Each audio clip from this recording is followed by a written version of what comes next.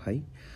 অসাধারণ জাবেদ ভাইয়ের কথাবার্তা অনেক ভালো লাগে আমাদের। আমরা প্রায় সময় এই রেস্টুরেন্টে চলে আসি। এখানে ভিতরে ফ্যামিলি নিয়ে যারা আসবেন, যারা পদ্মার ভিতরে থাকতে চান, এখানে কেবিনে বসে খেতে পারবেন।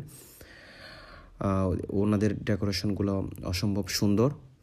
এখানে একটা পার্ট বাইরে গেলে একদম খোলামেলা, নাইস ডেকোরেশন, লাইটিং অসম্ভব সুন্দর। এবং রেস্টুরেন্টে প্রত্যেকটা স্টাফের কথাবার্তা, ওদের সার্ভিস অনেক সুন্দর।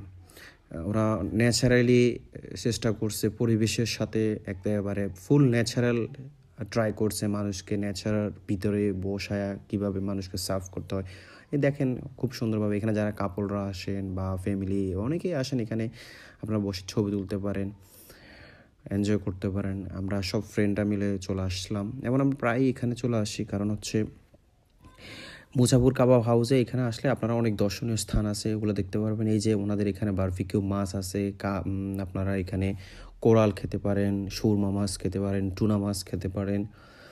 সুন্দর সুন্দর করে ওনারা ছোট ছোট করে এখানে কেবিনগুলো দিয়ে রাখছে। এখানে মানে ফ্যামিলির সবাই বসে এখানে খাবে। এখানে যে কাপড় নিয়ে এসে আপনারা লুকায় লুকায় খাবেন ওই ধরনের কোনো প্লেস এই মুসাপুর কাবাব হাউসে নেই। ওরা মানে সব ওপেন স্পেসে রাখছে।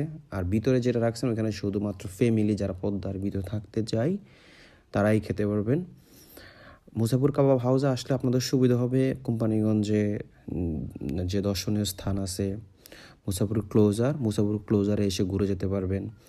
তোমার বাংলা বাজার ব্রিজ আছে, ওখানে অনেক সুন্দর ন্যাচারাল পরিবেশ, ওখানে বসে আপনারা অনেক টাইম পাস করতে পারবেন। দেন বিকালের দিকে বা সন্ধ্যার দিকে এসে আপনারা এখানে এসে আপনারা আপনাদের মতো করে পছন্দ মতো খেতে পারবেন। আমরা